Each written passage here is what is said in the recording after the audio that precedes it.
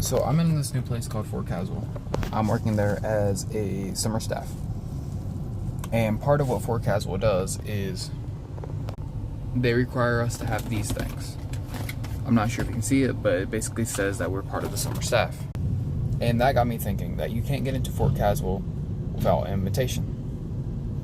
And they have guards, they have security, they have all this other stuff because it's a place where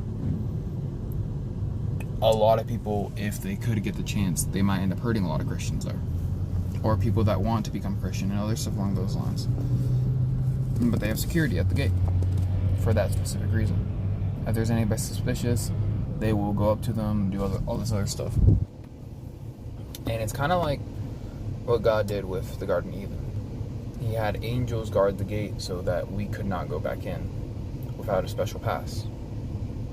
And that special pass was Jesus. And something about Fort Caswell Gate is it doesn't matter if you're a good person or not. It doesn't matter. Like, it does matter to a degree. But, I mean, you'll end up, if you're a summer staffer, you should be a good person. It's like a Christian. They should be a good person. Doesn't mean that they always will be. I've seen plenty of summer staffers that make out-of-pocket comments and be very rude and mean.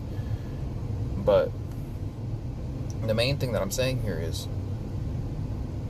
fruits will show it whether or not you are part of the summer staff here at Caswell.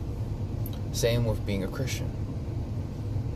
But also, you still can't get into Caswell just because you're a Christian. You have to have the special pass.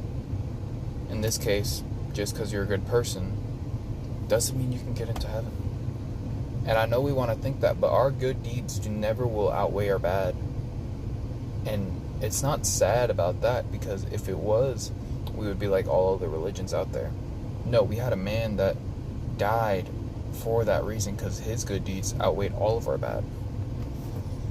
He was the Messiah. His name was Jesus Christ, and he died on a cross for all of our sins. That's why we wear the cross, is because he conquered it. He conquered death. He conquered all these things. Now, it's not to say that we might not slip up from time to time, but it is to say that we will be better. That God will make us better. Much love, y'all.